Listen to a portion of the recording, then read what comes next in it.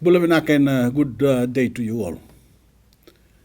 I joined my fellow Pacific Island Forum leaders virtually last week to open the 51st Pacific Islands Forum and commemorate our 50th anniversary as a collective. We would have preferred to meet in person here in Fiji and share our views face to face. That's simply not possible given the evolving situation with the COVID-19 pandemic, as you are all aware. But the pandemic doesn't free us of our obligation to meet our priorities and confront our challenges as a region. And that is what we are doing. The leaders had a collective discussion on a number of key issues, including our COVID-19 response and recovery efforts, climate change, and the impact of sea level rise and our ongoing efforts to restore the solidarity of the Pacific Islands Forum. Leaders were also pleased to receive a message from U.S. President Joe Biden, congratulating us on our 50th anniversary, a first for a U.S. president. President Biden reaffirmed his support for our efforts to lead the world to a net zero future and to vaccinate our populations against COVID-19, and we were all pleased to see USA firmly back within our multilateral fold. In summary, I believe the discussion last Friday was very productive and has given us a clear way forward on key political matters. On a declaration on preserving maritime zones, among several key priorities in our discussions, the Forum leaders have endorsed a milestone declaration on preserving maritime zones in the face of climate change-related sea level rise.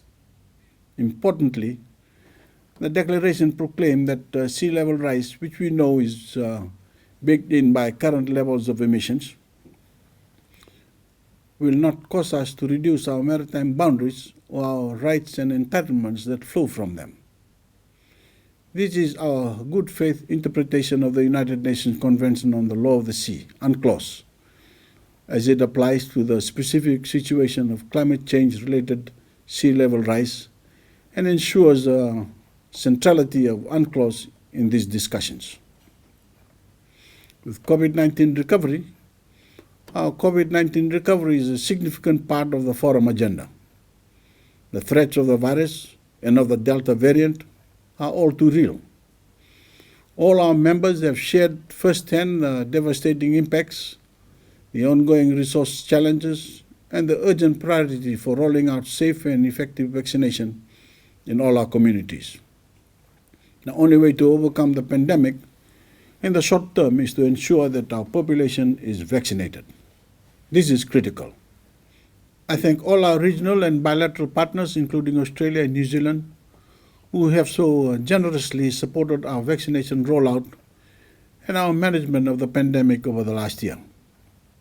I urge every one of you in the media to continue to play your part in fighting misinformation and vaccination hesitancy amongst our people by reporting the facts and seeking proper context, and as a direct result, helping us save lives.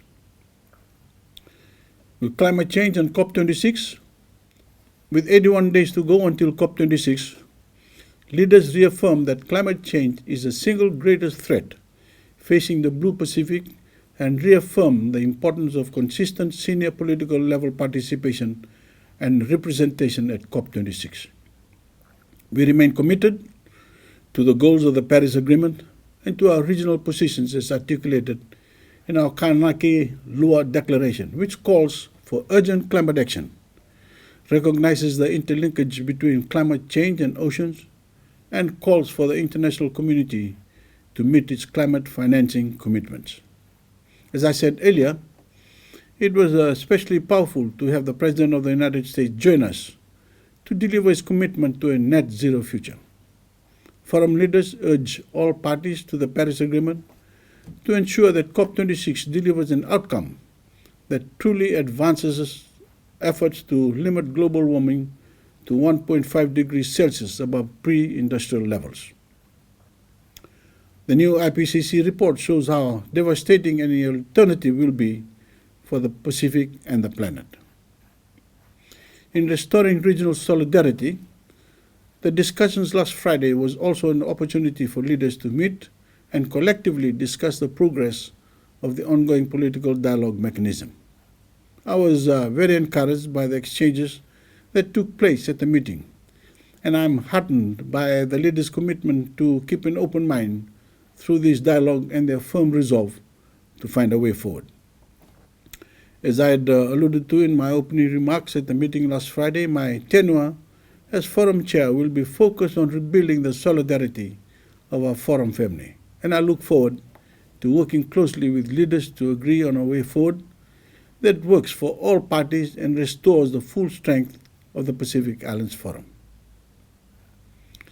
Moving forward, the 51st Pacific Islands Forum and related meetings will be convened over the next 5 to 6 months. This will include high-level meetings with our Forum dialogue partners, Forum observers, and regional stakeholders, including the private sector and civil society. The theme for this 51st session, and indeed the 50th anniversary of the Forum, is security and prosperity in unity. I encourage you to reach out to the Secretariat for details on the program over the next few months. And God bless you all.